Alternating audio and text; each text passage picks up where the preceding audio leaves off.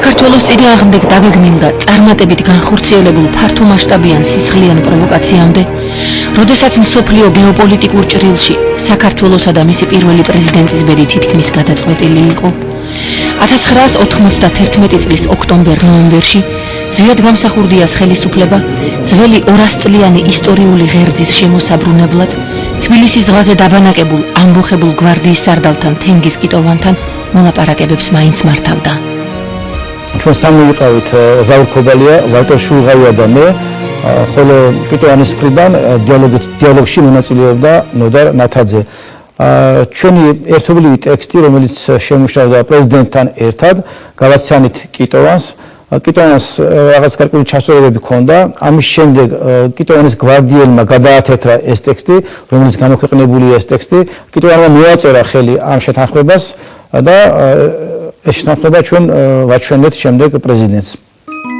ეს არის ის უნიკალური ხელმოწერილი დოკუმენტური მასალა, სადაც ქრონოლოგიურადაა აღწერილი, თუ რა სახით შეთავაზებანი და შეთანხმება არსებობდა უზენაეს საბჭოს, კერძოდ პრეზიდენტ გამსახურდიასა და ოპოზიციაში მყოფ გვარდიის სარდალს თენგიზ კიტოვანს შორის. საქართველოს რესპუბლიკის უზენაეს საბჭოს გთხოვთ განსაზღვროთ ეროვნული გვარდიის სტატუსი შემდეგი პირობებით. პირველი, მოგონიჭოს განსაკუთრებული დანიშნულების დივიზიის სტატუსი. მეორე, განსაკუთრებული დანიშნულების დივიზია იცავს საქართველოს სუვერენიტეტს, საქართველოს ტერიტორიულ მთლიანობას და საქართველოს საზღვრებს. მესამე, დივიზია საქართველოს რესპუბლიკის კანონმდებლობის შესაბამისად საქართველოზე თავდასხმის შემთხვევაში ექვემდებარება უზენაეს მთავარსარდალს, საქართველოს პრეზიდენტს. მესამე, დივიზია საქართველოს რესპუბლიკის კანონმდებლობის შესაბამისად საქართველოზე თავდასხმის შემთხვევაში ექვემდებარება უზენაეს მთავარსარდალს, საქართველოს პრეზიდენტს. მეოთხე, საქართველოს ტერიტორიაზე გადაადგილების საჭიროების შემთხვევაში დივიზია მოქმედებს უზენაესი საბჭოს გადაწყვეტილების შემდეგ. მეხუთე, დივიზია ფინანსდება საქართველოს რესპუბლიკის უზენაესი საბჭოს მიერ. მეექვსე, დივიზიის დისლოკაციისთვის გამოიყოს შემდეგი ტერიტორიები: თბილისის ზღვაზე პროკავშირების სახლი, შავნაბადა, ყოფილი ლესელიძის სკოლა, გლდანის პროფტექნიკუმის შენობა, ჯვარის ბაზა. თენგიზ კიტოვანი, 13 ოქტომბერი 1991 წელი. ფაქტობრივად ერთი და იგივე ტექსტი იყო, ორივე მხრიდან მოსული უკვე და შეთანხმებას წინ არაფერი არ უდგა, მაგრამ როგორც კი ბატონმა კიტოვანმა გაიგო ჩემგან, რომ ბატონის ბედი თანახმა იყო ამ მის ვარიანტზე, მან მოთხოვნა შეცვალა. კერძოდ, მან მოითხოვა, რომ ამოეღოთ შეთანხმებიდან დაქვემდებარება პრეზიდენტზე.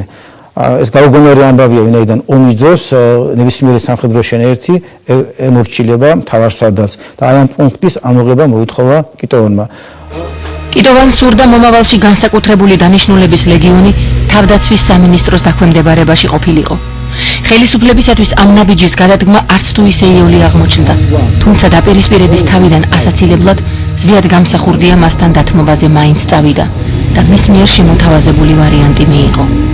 ბოლო რედაქციაში, რომელიც შესრულდა ხელნაწერის სახით და მას უნდა მიცემოდა უზენაესი საბჭოს დადგენილების სახე, ბოლო რედაქციაში ბატონი ზვიადი თანახმა იყო, რომ დაქვემდებარებოდა კიტოვანის შენაერთი, როგორც პოლკი, სხვათა შორის მან ასევე შეცვალა ბატალიონის საკითხიც და შევჯერდით პოლკზე დაქვემდებარებოდა თავდაცვის სამინისტროს.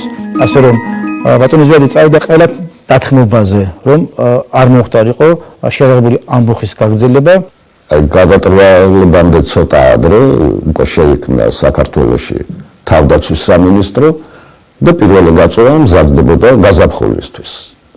თავდაცვის სამინისტროს შექმნა რესპუბლიკებს აკრძალული ჰქონდათ, ასე ვთქვათ, საბჭოთა კავშირისგან და ის ოფიციალურად ჯერ კიდევ მოქმედებდა საბჭოთა კავშირის რუსეთს ჩვენ ნაცნობი ჯერ არ ვყავდით ხომ დამოუკიდებლად. ამდენად თითქოს არისკო იყო, მაგრამ იყო ერთი, რომ ცოტა სიტუაციები იცვლება ბელოვეჟის შეხვედრის შემდეგ, უკვე აშკარა ხდება ყველასათვის, რომ საბჭოთა კავშირის დღეები დათვლილია.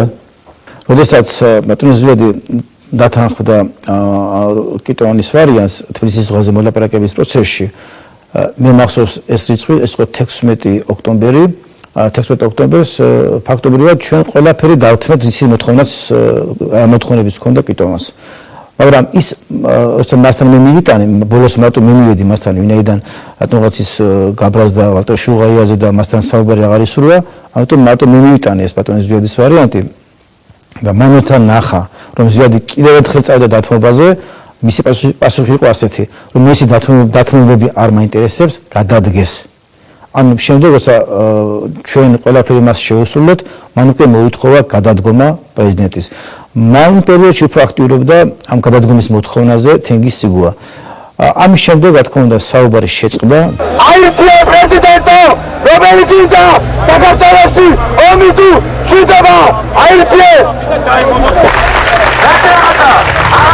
სამოქალაქო მიაგვინაო, ამერიკის შეერთებულ შტატებში სამოქალაქო არ ყოფილიყო, ეს ამერიკა იჭრებოდა. ჩვენს სისხლი არ გვინდა, მაგრამ თუ ჩვენს ის დავყარია, ისე დავყარდა იმ სიცოცხლე ამ ნაციონალე. თუ საქართველოში სამოქალაქო ომი დაიწყო, იცოდეთ ბატონო ზვიად, რომ თანამედროვეობაც და მემკვიდრეობაც პასუხს პირველ რიგში თქვენ მოგთხოვთ. ამ ვითარებაში ერთადერთი გამოსავალი ის გახლავთ, რომ გამოჩინოს ხელისუფლებამ სიბრძნე და იგი გადადგეს. დღეს სხვა გზა არ არსებობს. გამარჯვებული გზა არის ბრძოლა, ომი, ხოცვა. ოპოზიციის მხარე უკან ვერ დაიხევს. საუბედუროთ ყველანი მივედით იმ დასკვნამდე, უმრავლესობა ყოველ შემთხვევაში, მე ღრმათ არ დაწუნებული საქართველოს უმრავლესობაც მივიდა უკვე იმ დასკვნამდე, რომ ერთადერთი გამოსავალია ბატონის ზვიადის დამსახურდიას გადადგომა. მოლაპარაკებათა შეწყვეტას კი გვარდიის სახელისუფლებო ნაწილისა და მისი მეთაურის ლოთი ქობალიას გახმაურებული აქცია მოხდა, როდესაც მან თავისი რაზმით თბილისის ზღვაზე დაბანაკებულებს ალყა შემოარტყა, რასაც მცირე ინციდენტიც მოხდა. მაგრამ სისხლის ზღვრის თავიდან აცილების მიზნით გვარდიის გაუვნებელყოფის ეს შანსიც ხელისუფლებას გამოუყენებელი დარჩა. განმარტოების შანსი ყოველთვის იყო, შავნაბადაზეც იყო, იმიტომ რომ საკმაოდ ძალები იყო დაბანაკებული ტიტოვანის გასანეიტრალებლად. იმიტომ დაბანაკებული ნაწილის განეიტრალებას რა უნდა, ხო? ის იქით მიდიხარ შეტევაზე და შეტევა ყოველთვის უფრო მომგებიანია. ნებისმიერ დროს ქონდა ზუსტად გამსახურდიას საშუალება, რჩევებიც იყო, რომ მოვახდინოთ ამათი ნეიტრალიზაცია, უშუალოდ ჩვენგანაც იყო წინადადება ქაქვსე ჩოლოყაშვილის საზოგადოებიდან, რომ შეერთებული, გაერთიანებული ძალებით, რა თქმა უნდა, ჩვენ მხოლოდ ძალები არ გვყავდა, მაგრამ ჩვენგან წინადადება შევიდა, რომ გაერთიანდეს და ჩავდგებით კანონიერი გვარდიის რიგებში ოფიციალურად და გავანეიტრალოთ. მაგრამ ბატონის ზვიადი არ იყო შეერაღებული, თქვათ, იერიშის მომხრე, მან მხოლოდ მოთხოვა, რომ დაეყარათ იარაღი ამბოხებულებს. ეს რა თქმა უნდა არ მოხდა, არც იერიში არ განხორციელებულა, იერიში შეჩერდა და მე ვფიქრობ, რომ კიდევ ერთხელ მიეცათ შანსი გვარდიელებს, რომ დაეყარათ იარაღი ან წამოსულიყვნენ დიალოგზე. ამიტომ სურვითა შეიარაღებული ძალები თბილისიდან მშვიდობიანი მოსახლეობის სისხლი არ დაღვრილიყო.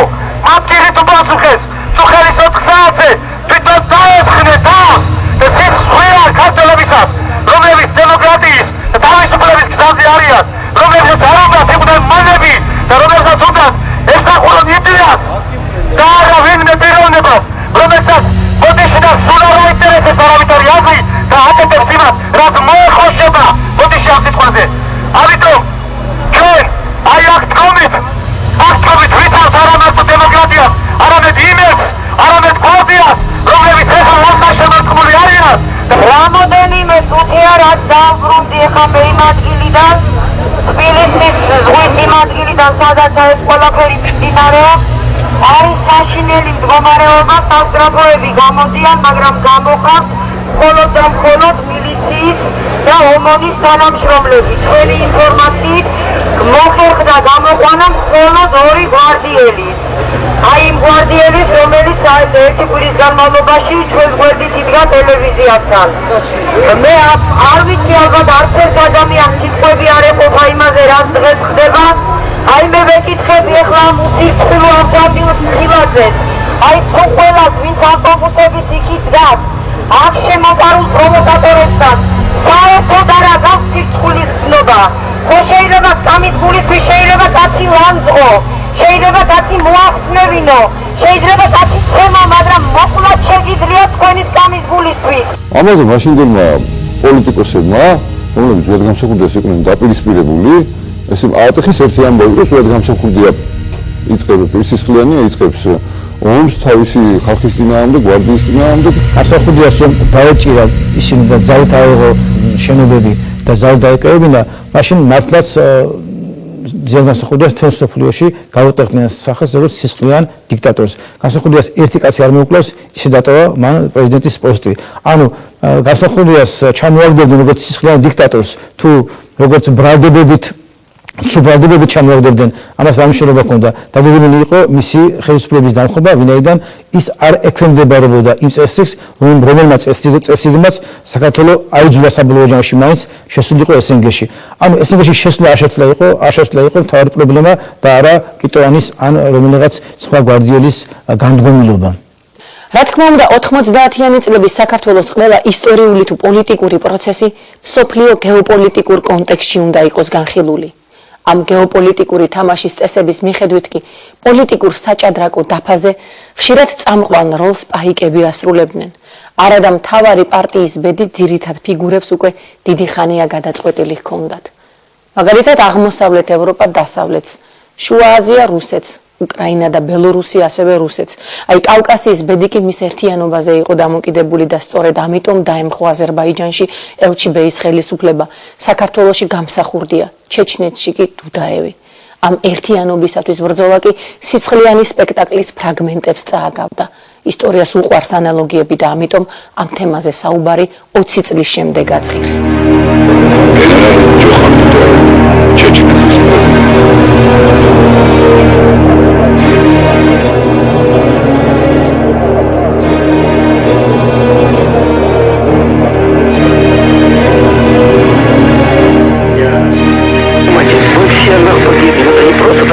Надо конкретная и быстрая помощь. Я понимаю. 95 წლის ახალი წლის დღეებია. პირველი ექსპედიცია, პირველი ომი უпростоრად ჩეჩნეთში ელცინმა დაიწყო 14 დეკემბერს 94-ის. და ტელევიზიით გამოვიდა ელცინი, გამოვიდა არა, ინტერვიუ იყო ელცინთან. და მას კითხეს, რომ ჩეჩნეთმა დამოუკიდებლობა გამოაცხადა 3 წლის წინ. და თქვენ არავითარი რეაქცია არ ქონიათ ამასთან დაკავშირებით. არც პოლიტიკური, არც სამხედრო, არც მილიცევიათ ყურადღება. დღეს ერთბაშად იწყებთ ომს. იქნებ გეცადათ დღეს პოლიტიკური მოლაპარაკება, ან თუ ესე იყო, მაშინ დაგეწყოთ ეს ომი, როდესაც მათ გამოაცხადეს დამოუკიდებლად თავისი სახელმწიფო. ელცინმა უპასუხა. მაშინ 91 წელს საქართველოში სხვა ხელისუფლება იყო და მე კავკასიაში ომის დაწყებას ვერ გავბედავდი. ანუ პირდაპირ განაცხადა, რომ საჭირო იყო ჯერ საქართველოს ხელისუფლების დამხობა და შემდეგ დაწყება სხვა კამპანიების. მაგრამ საინტერესო რა არის, აი როდესაც სამოქალაქოს ამბობენ, ამონიდან მოგებული ვინ გამოვიდა? თუნდაც ის მოგებული მხარე იყო მოგებული. მოგებული გამოვიდა მხოლოდ ერთი მხარე, რუსეთი, რომელმაც ისევ დააკარგა თავისი ჯარი საქართველოში, გახსოვთ 20 წლის ფოთის პორტიც კი მიიღო, რომელმაც წაიღო ტერიტორიები, დასვა თავისი წარმომადგენელი შევარდნაძე საქართველოს მმართველად და შევარდნაძე თვითონ არ მალავს, რომ მაგალითად ძალოვანი სტრუქტურების ხელმძღვანელებს ნიშნავდნენ მოსკოვიდან. უბრალოდ შევარდნაძე ხელს აწერდა.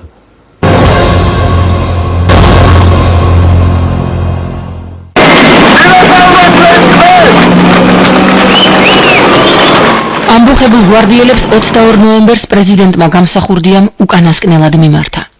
ქართულ ხალხს არასდროს არ დაავიწყდება სიამაყისა და კმაყოფილების ის გრძნობა, რომელიც ყოველმა ჩვენთაგანმა ეროვნული გვარდიის ჩამოყალიბებისას განიცადა. ის ამაღელვებელი წუთები, როდესაც ჩვენ ერთგულება შევფიცეთ საქართველოს, მის პრეზიდენტს და კანონიერ ხელისუფლებას. ყველანი დარწმუნებული ვიყავით, რომ თქვენ არც ნიჭს, არც ვაჟკაცობას და თუ საჭირო გახდებოდა, არც სიცოცხლეს არ დაზოგავდით, რომელსაც ერთიანობა, თავისუფლება, დამოუკიდებლობა ჰქვია. დღეს მე მოგმართავთ ისე, როგორც მოგმართავდით ადრე, მაშინ, როდესაც ეროვნული გვარდია ყალიბდებოდა, მაშინ, როდესაც თქვენ დებდით ფიცს, რომ ერთგული იქნებოდით საქართველოსი და მისი კონსტიტუციისა. ქართველო გვარდიელებო, ნუ გადავჭეხავთ საქართველოს უფსკრულში, ნუ ვიზამთ ამას. ისტორია და შთამომავლობა არ გვაპატიებს ამ საბედისწერო შეცდომას. დღეს საქართველო რეალურად დგას დამოუკიდებლობის მიჯნაზე. და ეს არის ჩვენი გადარჩენის ერთადერთი გზა. დამოუკიდებლობა ხომ ერისნეობრივი გადარჩენაა და ამდენად თვით ერის გადარჩენაც. დღეს უჭირს საქართველოს. თქვენი განდგომა და თბილისის ზღვაზე დაბანაკება ზიანისმეც არაფერს მოუდანს ჩვენს ერს.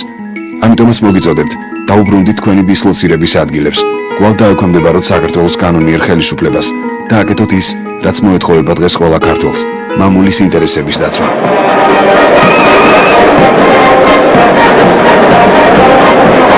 პრეზიდენტის მიმართვაც გვარდია ვეღარ შეისმენდა, რადგან მას სახელისა და იარაღის გარდა აღარაფერი ჰქონდა საერთო იმ გვარდიასთან, რომელიც 1990 წლის აპრილში შეიქმნა. წვევამდელები სახლებში წავიდნენ. ის ოფიცრები კი, რომელნიც გრუს დავალებებს არ ასრულებდნენ და არც კრიმინალური თავგადასავლები იტაცებდათ, განზე დგომა არჩიეს. ასე რომ გვარდიაში ის კონტინგენტი დარჩა, ვისთვისაც სულ ერთი იყო რა სიტყოდა ან პრეზიდენტი, ან ოპოზიცია. იყვნენ პატრიოტებიც, რომლებიც მოწყობილი იყვნენ და იყვნენ ეგეთი კრიმინალური შემადგენლობაც, რომლებიც ბაცკას ეძახდნენ იმას, კიტოვას შექმნეული ის ქონდა სახელი ბაცკა, კლიჩკას ბაცკა რა იქნება, კაც ზედმეტსახელად, რისი რომელი ადაჯგუფების ის უნდა იყოს ლიდერი ის, ხო? მე იქ გვარდიელებს ძალიან ბევრს ვიცნობდი და იმათში ძალიან ბევრი იყო მართლაც აი გულით ანტებული სამშობლოს მოყვარული პატრიოტი ხალხი და ძალიან ბევრი იყო მიწმასმული. ისევე როგორც ხედრინოში. ახლა ვერ გითხრათ რომ გვარდიელები სუყოლანი მამაბრაის ბატონები იყვნენ, თქო რა თქმა უნდა არ იყო. ბევრი ახალი ციხეიდან გამოშველი იყო, ნაციხრები იყვნენ, ზოგი ნაბანდიტარი იყო, მაგრამ მათ შორის მე მიმაჩნია რომ უმრავლესობა იყო ნორმალური ხალხი. ნამდვილად კარგი ბიჭები იყვნენ, სამშობლოსთვის თავდადებულები და მოყვარულები და ყველანაირად შემკულები. ზვადი ყოველთვის ეხვეწებოდა შეხვედრას იგივე ირაკლი წერეთელს, იგივე სხვებს. ხედრიანელებს რამდენჯერ მიმართა სიტყვით რომ ეს არა ისეთი ოფიციალურად არ არსებობდა ხომ ხედრიანი მაინც ესეთი ფორმირება იყო შეიარაღებული რომ შესულიყვნენ სადმე თუნდაც ცალკე ნაწილად და სახელმწიფოს დაქვემდებარებაში ყოფილიყვნენ. მაშინ ისინი აცხადებდნენ ხედრიანელები რომ იცით რა ჩვენ ფორმას ვერ ჩავიცმევთ. ცოტა გაუგებარი მიზეზია. თუმცა ცოტა ხნის შემდეგ მოხდა გადატრიალება და ყველა ისინი ჩვენ ვიხილეთ ფორმებში. სამსარო დაიწყო დილება მას, გამარჯობა მას, აი ეს დავით ახმაშენების კაშკარია, თითქოს კაშკარია. გავუმართოთ ხოლმე და გავუმართოთ. 1991 წლის ნოემბრისათვის ამბოხებული გვარდიის რიგებში მყოფმა რამდენიმე შეიარაღებულმა ფორმირებამ სახელმწიფო ტელევიზიასთან დისლოკაციის ადგილი დატოვა და სახელისუფლებო ბანაკს შეუერთდა. მიზეზი ის კონფიდენციალური საუბრები გახლდათ, რასაც მეომრები მოსალოდნელ მოვლენებზე შეფობისაგან ისმენდნენ. ჩვენზე როგორი მუშაობა წავიდა, ის ზუსტად გამსახურდია მოყავთ აერონული იდეებს, შეკრულია, ფაშისტია და ასე შემდეგ და ეხლა გაუცნობიერებლად ჩვენს ეს დავიჯერეთ, იმიტომ რომ ესეთი ადამიანებისგან მოდიოდა ეს ლაპარაკი, რომელსაც ჩვენ ვენდობოდით.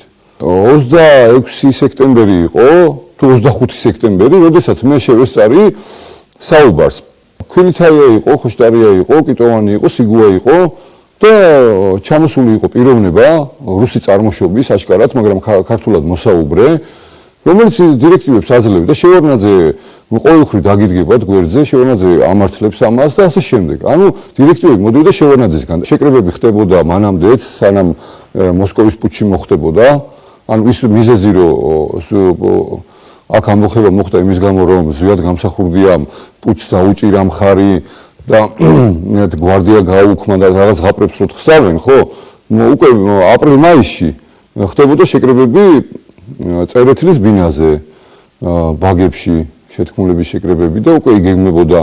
იქ იყო ლაპარაკი რომ ზვიად გამსახურდა უნდა წავიდეს ხელისუფლებიდან, უფრო დემოკრატიული ხელისუფლება უნდა მოვიდეს და კიტოვანს ერთ-ერთი არგუმენტი იყო რომ მე ომს ჯერ ვერ დავიწყებ, იმიტომ რომ რატო უნდა მომენიჭოს ბერბიჭაშვილის სახელი ისტორიაში. ეს ერთ-ერთი ფაქტორი იყო. ეს უკვე პუტჩი მე აგვისტოში გახდა მიზეზი ამ ამბოხების დაწყების. თორემ მანამდე უკვე ამბოხება მზადდებოდა და ამ ამბოხებაში ჩვენს ვიღებდით მონაწილეობას. ქალქუჩ ჩოლოყაშვილის საზოგადოების გარკვეული ნაწილი. აქ მარტო პარტიას არ დაეკისრება მასწავლებლობა. უბრალოდ მასწავლებლობას ჩვენ ეროვნული დამოუკიდებლობის პარტია, მონარქისტული პარტია, ეროვნულ-დემოკრატიული პარტია და კიდევ რამდენიმე ორგანიზაცია იღებს თავის თავზე. და თუ განხორციელდება შეტევის ინიციატორები ვართ ჩვენ, რომ ესე იგი პარტიაზე სამხრივად არ გადაწყვეტს ჯოხი. კიდევ ერთი რაღაცა არის, ეს აღარ არის ჩვეულებრივი მოძრაობა, აღარ არის ჩვეულებრივი მიტინგი, ამიტომ ჩვენი თხოვნა აქ იყოს სამხედრო დისციპლინა. ბატონიშვილის კიტოვანის ერთხელ გადატრიალების შემდეგ ნათქვამი აქვს ინტელიგენციისთვის აი ამ შევარდნაძის ჩამოსვლის შემდეგ სესიის ერთ-ერთ სხდომაზე რომ დღეს მეძახითო სისხლიანს და თქვენ არ იყავით ინტელიგენციას მიმართ თბილისის ზღვაზე ყოველ დღე რომ მეუბნეოდით დროზე ესროლე ჩამოდი დღეს მოვარო სისხლიანი და თქვენ ყველა супта.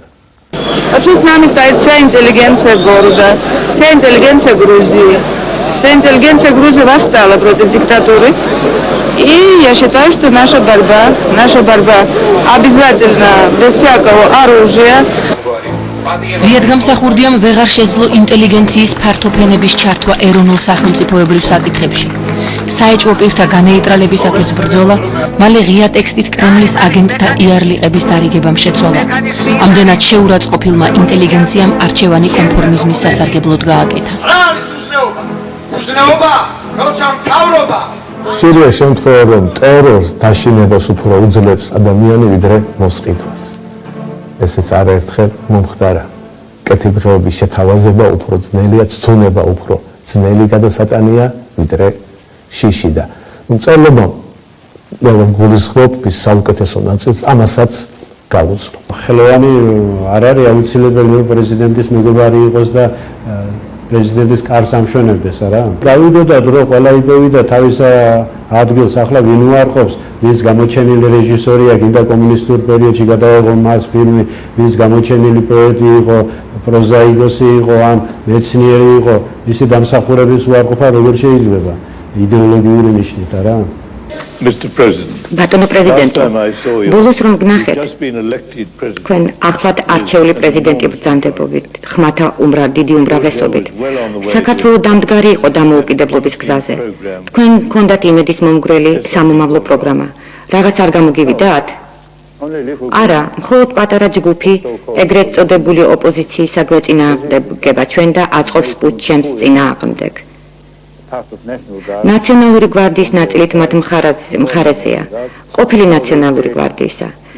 ეს უკანონო შეიარაღებული ჯგუფია, რომელიც იბრძვის მთავრობის წინააღმდეგ. მათ დაიკავეს ტელევიზიის შენობა, შექმნეს სამხედრო ბანაკი. ისე მთელი საქართველო მშვიდად არის. ცხოვრება ჩვეულებრისამებრ გრძელდება. თქვენ ახლა წინ გიდგათ ფართო ოპოზიცია, ლაპარაკია სამოქალაქო ომზეც კი. დიახ, სამოქალაქო ომი შეუძლებელია. სამოქალაქო ომი შესაძლებელია მაშინ, როცა ორად იყოფა ერი. აქ კი ერთ მხარეს დგას 2-3 კაცი, ხოლო მეორე მხარეს კი 5 მილიონი. შეუძლებელია სამოქალაქო ომი 300-სა და 5 მილიონს შორის. ისინი ისე წარმოგვიდგენენ საქმეს, თითქოს ნახევარი საქართველო მათ მხარეზე იყოს. ეს არ არის ასე. მათთან მხოლოდ 1%-ია, ჩვენთან კი 99. ეს უნდა იცოდეთ თქვენ. 1991 წლის 3 დეკემბერს უზენაესი საბჭოს სესიამ ამბოხებული გვარდიის მიმართ სპეციალური დადგენილება მიიღო. პრეზიდენტმა მიმართა მათ 10 დეკემბრამდე ჩაებარებინათ იარაღი, რითაც სისხლის სამართლის პასუხისმგებლობა მოეხსნებოდათ. ამბოხებულ გვარდიელთაგან 20 წლიანი ინტერვალის შემდეგაც ინტერვიუზე არავინ არ დაგვრთანხმდა. ამდენად ჩვენ უბრალოდ მოვლენებს მივყვებით. პრეზიდენტის დადგენილების გამოქვეყნების შემდეგ 2 დღეში ამბოხებულ გვარდიელთა დიდი ჯგუფი თავს დაესხა საქართველოს შინაგანი ჯარების ქვედანაყოფს. სამხედრო ოპერაციის შედეგად განადგურდა 1 ტანკი, გაიტაცეს 1 ჯავშანტრანსპორტიორი და 9 მძევალი. მსგავსი ინციდენტები ხშირად ხდებოდა, თუმცა მთავრობის დადგენილების გამოქვეყნების შემდეგ ეს იყო პირველი ნიშანი, რომ ამბოხებული გვარდია ხელისუფლებასთან მოლაპარაკებას აღარ აპირებდა. დიალოგის შეწყვეტამდე მოვლენათა ეპიცენტრში მყოფი ადამიანები ადასტურებენ იმ ფაქტს, რომ თენგიზ კიტოვანი მართლაც მიდიოდა მოლაპარაკებებზე და გვარდიის ნაწილების ყაზარმებში დაბრუნებაც სურდა, თუმცა გადაწყვეტილებას მალევე ცვლიდა. გადაწყვიტეს კიდევაც დაბრუნება, მაგრამ ამ დროს, როდესაც უკვე ფაქტიურად მოდიოდნენ თბილისში და უნდა შესულიყვნენ ყაზარმებში, ამ დროს არც ეხლა არ მინდა იმ კაცის სახელის და გვარის თქმა არ მინდა რა, ვინც ჩავიდა და ორივე სიტყვა უთხრა თენგიზ კიტოვანს, მის ნამუზე იყოს ეს ყველაფერი და თენგიზ კიტოვანი ისევე გააბოგრა ჯარი უკან. ისეთი ხალხი ვნახე თენგიზის მისაღებში. გამიგეთ, სადაც სად ესენი და სად სამშობლო, სად ესენი და სად საქართველოს დამოუკიდებლობა. აი ესეთი აზრი მე მივიდა, ამათ აქ რა უნდა. კიტოვანი ბეჯო თანახმა იყო, რომ მოხდარიყო შეთანხმება და ბეჯო შეცვალა მან ეს თავისი პოზიცია. იმის გამო რომ კიტოვანი წარამრაცული და თავის მოთხოვნებს ეს ფაქტი მეტყველებს, რომ ის იყო მართული. კიტოვანი არ იყო სერიოზული ფიგურა საჭადრაკო დაფაზე. ის იყო ძალიან მსუბუქი ფიგურა და მას ინსტრუქციები მოსდიოდა და ამით მოქმედებდა. დღეს სად არის კიტოვანი? სადაც არის, იქიდან იმართებოდა მაშინაც. რატო გილა და გულგემაკომის ის რაც ჩვენ წავუღებთ და იმაშენ ჩაასახლეთ. აი სპორტის სასახლეში. მოგეთ უთხარი გამოიყენეთ. თუ გამოიყენოს ხალხიანის. რომა რატო იქ ძალიან ისე სულად ჩასახდნენ და პოსტაფსი ამოჩა ვინც პირველი დაეცემა კაც ის წააგებს ხოლმე არც ესე ამ საერთოდ შეიძლება ყველაფერს მოგვარება და ახლა თუქში შეყანა შეიძლება ეხლა მან რა მოხდა ბიჭო დაუბრეს პირველ სოფიერ თბილისს ეს არის ლენინის მეთოდი გავიდე შემომონა ესე გავიდე ერთად და დავალ სუღერა და წავა ეხლა მე სუგიბდო და აქამდე მილინჯი გავიდე შეგაგაცე ეხლა მე სუთავი ვარ ის გადადებული და სუპერხეზობილი ახლა დაუშვა მე არ მინდა გრე შეესტომა დაუშვა და ხალხის ვაკე გამოვიდე ზვიადი ტელევიზიით ყველას არ საათზე გადის გვარდიას გადის ისიც გადის და დავათა მოჩემოგაცო შეუგერა მოჩემო მილანსა ქართული ერისადმი პრეზიდენტ სახელმწიფოებისა და თავრობებისადმი 1991 წლის 21 დეკემბერს საქართველოს რესპუბლიკის უზენაესი საბჭოსა და მინისტრთა კაბინეტის სახელით გაეროს მსოფლიო ქვეყნების პარლამენტებსა და მთავრობებს გაეგზავნათ მიმართვა. საქართველოში გრძელდება სამხედრო და სამოქალაქო პუნქტში, რომელიც მისდევს ხალხის მიერ არჩეული ხელისუფლებისა და პრეზიდენტის დამხობაზე. ყოფილ კომუნისტ ფუნქციონერებზე დაყრდნობით შეერეღებული ოპოზიცია ცდილობს მოახდინოს საქართველოში სისხლიანი გადატრიალება. ისლამობს პარლამენტის შენობაში შეჭრას და კანონიერი ხელისუფლების დამხობას. საქართველოს ხელისუფლებას თხოვს მსოფლიო თანამეგობრობას გამოაგზავნოს ოფიციალური წარმომადგენლები და მოახდინოს საქართველოს დამოუკიდებლობის ცნობა. დასავლეთმა ზვიად გამსახურდიას თხოვნა რეაგირების გარეშე დატოვა. მალტის ცნობილი გარიგებით დასავლეთი ვერ ჩაერეოდა აქტიურად საქართველოს საქმეებში, ვინაიდან დასავლეთმა მოიგო ძალიან დიდი რამ, მან დაშალა ფაქტობრივად საბჭოთა კავშირი, აღმოსავლეთ ევროპა გამოვიდა რუსული იმპერიული სივრციდან, ბალტიის ქვეყნები გამოვიდა რუსული იმპერიული სივრციდან და იმ პერიოდში იმ ეტაპზე დასავლეთს მეტი არ შეეძლო. დასავლეთმა რუსეთის იმპერიის ველში დატოვა უკრაინა, მოლდოვა, ბელორუსია, კავკასია და შუა აზია. ეს არის ფაქტები და ვინც ოდნავ ერკევა იმ პერიოდის დიდ პოლიტიკაში, ამ ყველაფრის ფონზე უნდა განიხილოს საქართველოში მიმდინარე პუტჩი. საქართველოში პუტჩი არ მოხდა რაღაც შეცდომების გამო და რაღაც დემოკრატიის გამო. აქ პუტჩი მოხდა დიდი გეოპოლიტიკური გარიგების გამო, ვინაიდან რუსეთის იმპერიამ თავის ველში მოსპო დუდეევი, მოსპო ელჩიბეი, მოსპო გამსახურდია, მოსპო ქართული, აზერბაიჯანული და ჩეჩნო-ინგუშური დამოუკიდებლობის იდეები. 21 დეკემბერს რუსთაველის პროსპექტზე საკმაოდ ცნობიერი პროცესები დაიწყო.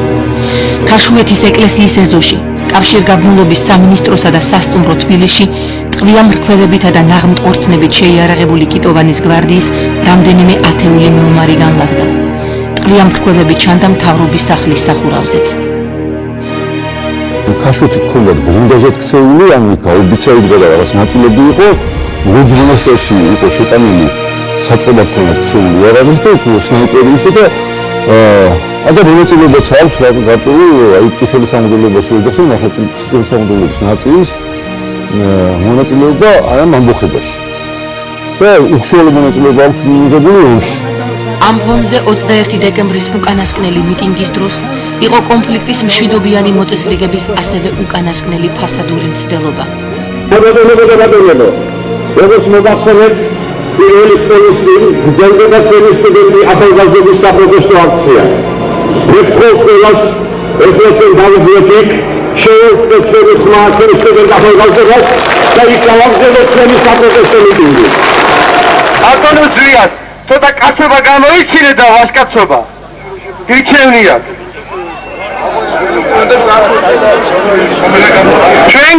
ჩვენგან არც ერთი გასროლა არ მოხდება, ბატონო ზვიად. ვფიქრობ, რომ ჩვენ უნდა დავიწყოთ ჩვენი ადამიანების სისუსტეები და ჩვენ უნდა დავდგეთ ერთმანეთის გვერდით, როგორც მეგობრები, როგორც ძმები და როგორც ქართველი უმცროსი კომისია.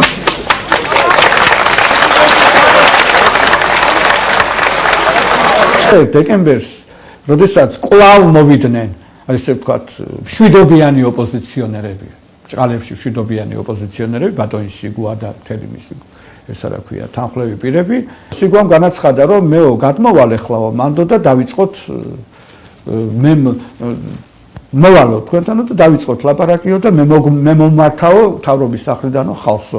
ბატონო თემურ, მე ეხლავე ამ წუთშივე მზათა ვარ ამოვიდე თქვენს ტრიბუნაზე და ვესაუბრო ხალხს. ზნეობრივი იქნებოდა, რომ ჩვენ ეს ბარიკადები ეხლავე მოგვეშალა, გაგვეერთიანებია ეს ორივე მიტინგი და ერთად ვესაუბრო ხალხს.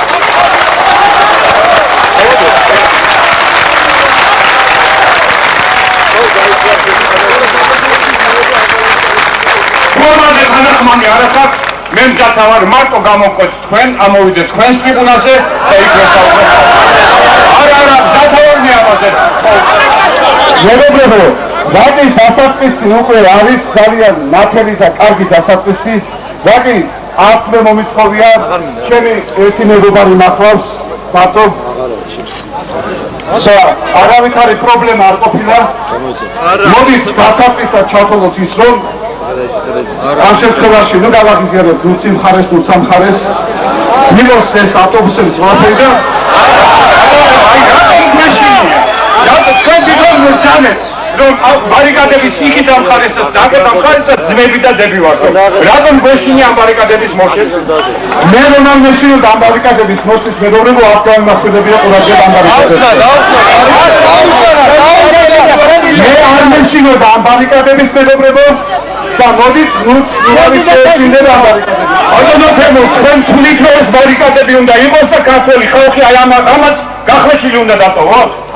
თუკი ჩვენ გადავდგავთ ბატონო თენგის ისეცხავე ნაბიჯს, როგორ გადავდგით აი ამ შემთხვევაში ბარიკადების მიუხედავად, მე მგონი ხვალ თბილისში შეხვდება ბარიკადების გარეთ. არა, მე მზათა ვარ მოხობით. მოგესწრებათ, ამას წინ უძღოდა ისეთი აგრესიული გამოხტომები, ისეთი ყოველგვარ ცენს და ეთიკას და ზრდილობას გადასული აგრესია, ეს უკვე ჭკვათ ყოფლის მდგომარეობას რო ცილდება. ამ დროს კაცი ამბობს, მე ახლა გადმოვალ მანდო, ეს იყო აშკარა პროვოკაცია. ის ალბათ ვიღაცამ წააქეზა, მას ეგონა რომ აქ რაღაცა მოხდებოდა და დაიწყებოდა ამის გამო არეულობა და სხვა შორის ერთ-ერთი რამაც მე ეს გადამაწყვეტინა, რომ ეს აგვეცილებინა თავიდან, იყო ის, რომ მე შევთავაზე მე წამოვალ მაქეთ და ვისაუბროთ მეთქი და მე სასწრაფოდ მივედი ზვიად გამსახურდიასთან და უთხარი რომ მე ვაპირებ წასვლას და მოლაპარაკებას, რა თემებზე შეგვიძლია ჩვენ საუბარი მეთქი. და ჩემთვის არასდროს პირადი ინტერვი მიუხედავად იმისა, რომ ბევრი ტკივილი მიმიღია ადამიანებისაგან. ამ ინტერესს. და რაკი პირადი მტრები არ არსებობენ ჩვენთვის, მეგობრებო. ახლოს. და რაკი ჩვენ პირადი მზნობებზე აღმატებულნი უნდა ვიყოთ, ეს იმას ნიშნავს, რომ ჩვენ საქართველოს და ქვეყნის უწინარეს ყოლისა და საქართველოს სიყვარულით და ერთიანობით ყველანი. მიტინგი ორადაა გაყოფილი. გამსახურდია მანქანებით, მძიმე მანქანებით გადატიხრა ეს მოედანი შიგ და აქეთ ამ ხარეს არის ოპოზიციის მიტინგი და იქ შიგ მთავრობის სახლის წინ არის ხელისუფლების მიტინგი. მე გადავდივარ მარტო გამოვაცხადე მიტინგზე, მე მზათა ვარ, ოღონდ თხოვ პრეზიდენტს ჩამოვიდეს და მათ მიტინგზე ველაპარაკოთ ხალხს. თქვენც აქ მოისმენთ ოპოზიციის მთელი ოპოზიცია იქაა დაწყებული სახალხო ფრონტი და ჭავჭავაძის საზოგადოება და ყველა ეს პარტიები EDP და სულ ყველა იქ არიან რა. და სულ ყველა მე მომწეს ეს უფლება რომ აი გადადი და ელაპარაკე. უკვე გადავდივართ ამ მანქანების და ამ დროს მოვარდა შინაგან საქმეთა მინისტრი რომან გვენცაძე. ბანკების არავითარ შემთხვევაში არ გაგიშვებთ. ჩაქოლავენო იყო. ისეა მომზადებული ხალხია. მოწამულები არიანო, სულ რაიონიდან და ჩამოსული ხალხია, თბილისელები არ არიანო. ისე შეგვიძლია მენდეთო რა. ძალიან გთხოვთო და არავითარ შემთხვევაში არ გამიშვათ. თორემ უკვე გადასული ვიყავი. ამის შემდეგ გადმოდის თემურ ქორიძე. ჩვენ ავდივართ ავტობუსში და 9 საათი ვსაუბრობთ. თემურ, მოთხარი, მოდი. ჩამოვიდეს რა, ზოიადეგას. გადმოვიდა, მე დავდგები და ველაპარაკოთ ხალხს. მე მოვალ იქ, ზვიაც კი არ პატიჟებ ამიტომ მე მოვალ მეთქი. არავითარ შემთხვევაში. მეუბნება რას? კაბინეტში აგიყვანთო და იქ ილაპარაკოთ. მე ვთქვი, მე კაბინეტში მაგასთან სალაპარაკო არაფერი არ მაქვს. მოდი ღიად ველაპარაკოთ ხალხს, ორივე მიტინგმა მოისმენოს ჩემი სიტყვების და მაგის სიტყვების. ჩემ მოთხოვნა იყო ერთადერთი. მარტამდე დაინიშნა საპარლამენტო არჩევნები. პირველი რაც ვიად გამსახურდია მითხრა ეს იყო კოალიციურ მთავრობაზე თანახმავა, იმიტომ რომ ერთ-ერთი მოთხოვნა ოპოზიციისა იყო კოალიციური მთავრობა. კი ბატონო, ძალიან კარგი. შემდეგ და დავიწყეთ საუბარი, დაახლოებით ძალიან დრო ცოტა ქონდა და 9 საათი თუ მეტი მომიწია დაზუსტება, რა წინადადებებით უნდა მივსულიყავი თენგის სიგუასთან. და მე მივედი, გადავედი ყოველგვარი შეერაღების გარეშე თანაშემწესთან ერთად და სხვათა შორის აშკარად იგრძნობოდა, რომ ისინი, ვინც უბრალო ადამიანები, რომლებიც ისე წამოყვენ მათ, როგორც ასე ვთქვათ, ოპოზიციონერები ჩვენი, აი დაღლილები იყვნენ, მაგრამ კაცები სხვაგვარად ირჯებოდნენ შეერაღებულები. ჩვენ ვისაუბრეთ, იყო ეს რაღაც ტექნიკა მანქანა, გადამცემი მანქანა, მის იმაში სალონში საუბრობდით. წინადადებები იყო ასეთი. ამაღამ 12 საათისთვის შეიკრიბება უზენაესი საბჭოს საგანგებო სესია. ამ საგანგებო სესიაზე გამოცხადდება საპარლამენტო არჩევნების თარიღი. ეს ერთი. გამოცხადდება პრეზიდენტისადმი ნდობის საკითხზე რეფერენდუმის ჩატარების თარიღი. ამაღამზე დაიწყება ესა პროცესი მინისტრთა კაბინეტის გადადგომის, გადაყენების და მივიღებთ გადაწყვეტილებებს, რომ დავიწყოთ თქვენთან დიალოგი კოალიციური მთავრობის ჩამოყალიბებაზე. ამაღამზე გამოვაცხადებთ, რომ საპარლამენტო და საპრეზიდენტო რეფერენდუმის შემდეგ უკვე ჩატარდება ადგილობრივი არჩევნები.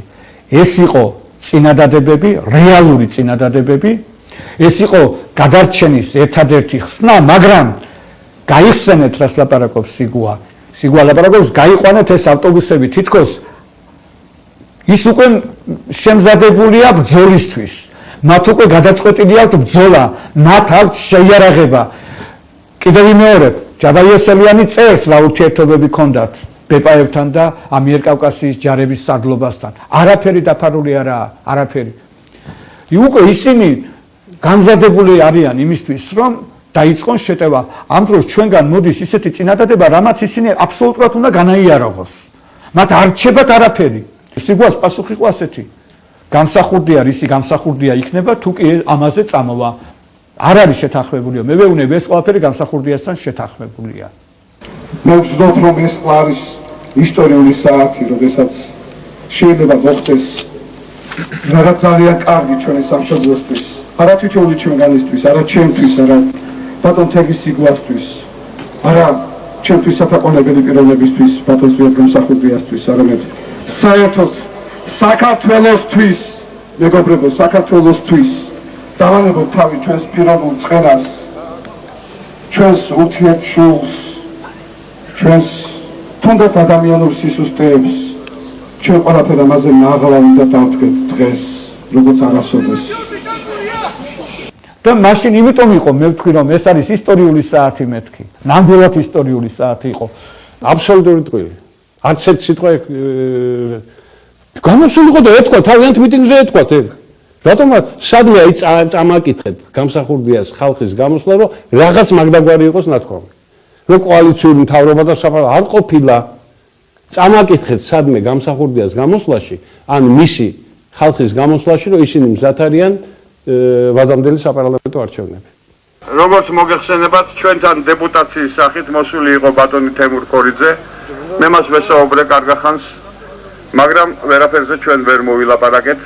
კატეგორიულად წინააღმდეგია ბატონი გამსახურდია, რომ დღეს ეს ავტობუსები გაწიოს და მოხდეს ქართველი ხალხის გაერთიანება და გამთლიანება.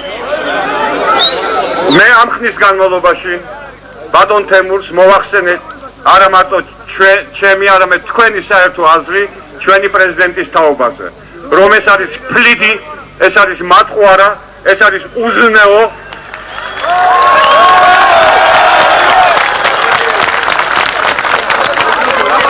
რომ ეგ არის დემაგოგი და ეგ არის საქართველოში დღეს არსებული კორუფციის მოთავე.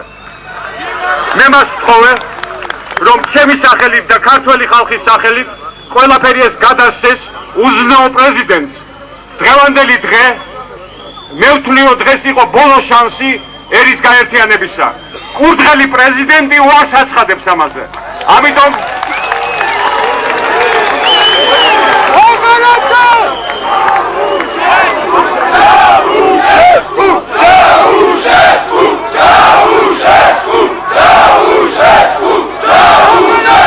მე მინდა რომ გამსახურდია მიცოდეს. ნუხვირი რომ მისი რეიტინგი მაღალია, მისცეს საშუალება ახალგაზრდა სოციოლოგებს, რომელმაც ჩაატარეს ეს გამოკვლევა, მისი რეიტინგი დღეს საქართველოში 17%-ია. ხოლ ის ნოლი იქნება. ალბათონებო და ბატონებო, კიდევ ვიმეორებ, დღეს იყო ბოლო შანსი ქართული ერის გაერთიანებისა. ოპოზიცია და ქართული ერის უდიდესი ნაწილი და პატიოსანი ნაწილი იტოვებს უფლებას ხვალიდან გააგრძელოს მანიფესტაციები და ყველა ქმედება, ყველაზე რადიკალურიც კი, რომელსაც იგი მიმართავს, უკვე გამარჯვებული იქნება.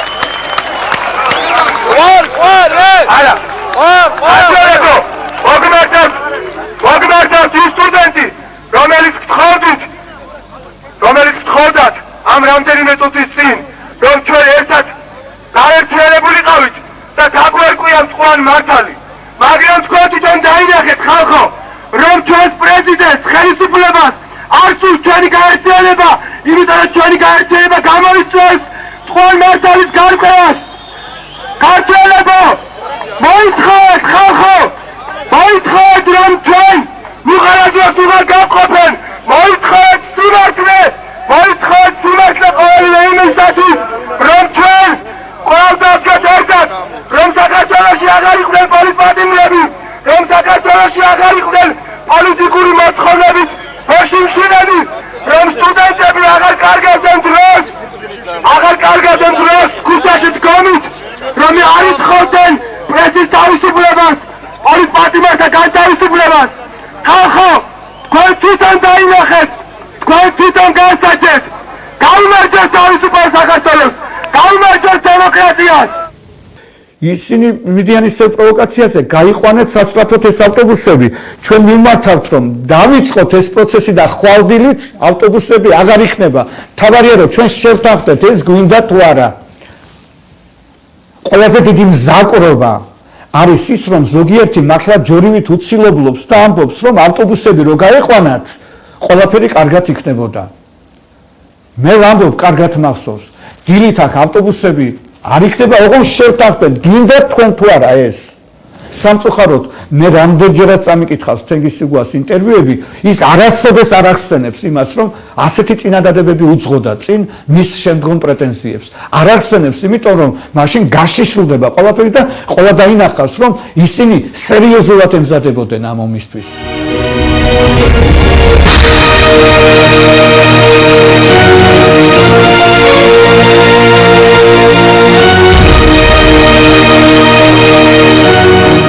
ზუსტად იმავე დღეს, 21 დეკემბერს, სტალინის დაბადების დღეზე, საბჭოთა კავშირი დაშლილად გამოცხადდა.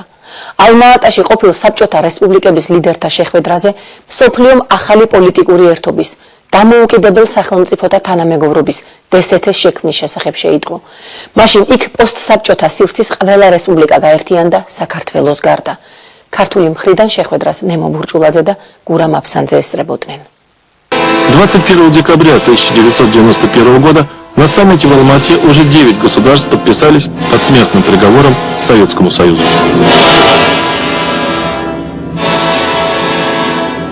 ელცინი ნელ-ნელა ითხოვდა, რომ ჩვენ ტრადიციულად ერთად ვართ, რომ ჩვენი ხალხი მიჩვეულია საერთო არმიას, არმია გვექნება საერთო, მართვა იქნება SNG-ს საერთო, მოსკოვიდან რა თქმა უნდა. სხვათა შორის იქ 11 რესპუბლიკის წარმომადგენლები იყვნენ და ჩვენ არ ესწრებოდნენ ბალტიის რესპუბლიკები. და თავი რა თქმა უნდა სხვადასხვანაირად ეჭირათ ამ წარმომადგენლებს. კარგად გულისხმობ, რომ თავისი ქვეყნის ინტერესებს იცავდნენ. მოქმედებდნენ იმ დღეს კრავჩუკი, ბელორუსიის პრეზიდენტი, მოლდოვას პრეზიდენტი, იყო მაგალითად სომხეთის პრეზიდენტი ერთადერთი პეტროსიანი, რომელსაც მთელი დღის განმავლობაში, როდესაც საკმაოდ ცხარე კამათები იყო თუ რა იქნებოდა SNG, ხმა საერთოდ არ ამოუღია და არ ჩარეულა საუბარში. თავდაცვის სამინისტროების შექმნაზე და ოფიციალური ჯარის შექმნაზე, როდესაც ელცინმა ეს წინადადება დააყენა, რომ ისე გვექნება საერთო, ყველაზე მძაფრი რეაქცია ჰქონდა კრავჩუკს, უკრაინის პრეზიდენტს, რომელმაც თქვა, რომ ამ თემაზე ლაპარაკი თუ იქნება, ის დატოვებს აი ამ მოლაპარაკებას. ესწრებოდნენ ორივე კაცი რესპუბლიკებიდან, პრეზიდენტი და პრემიერი. მუხლზე დამარტყა ხელი მთელი ძალით ფოკინმა, მაშინდელმა პრემიერ-მინისტრმა უკრაინის თქვა რა შვებით რამე თქვითო. ჩვენ მაინც დამკვირვებლის სტატუსით ვიყავით. ჩვენ უთხარით, რომ თავდაცვის სამინისტრო ახლა გავაკეთეთ, გაზაფხულზე გაწევა გვექნება, თუმცა თბილისში იმ დღეს უკვე იყო, რომ ბურჭულაძე და აფსანძე გაემგზავრნენ ალმა-ატაში, რომ ხელი მოაწერონ SNG-ს წევრობას. ცოტა უცნაურია, იმიტომ რომ თავს პოლიტიკოსებს ეძახიან, უწოდებდნენ და უნდა ცოდნოდათ იმდენი, რომ ჩვენ ძალიან როგდომოდა ხელს ვერ მოვაწერდით, ამის კომპეტენცია ჩვენ არ გქონდა. თუმცა როგორც კი დაუბრუნდით იმავე ღამეს გათენებისას 22-ში იქიდან, უკვე სხვა შეცვალეს, რომ ბურჭულაძე და აფსანძე უბრალოდ არ მიიღეს მოლაპარაკებაზე და გამოაგდეს.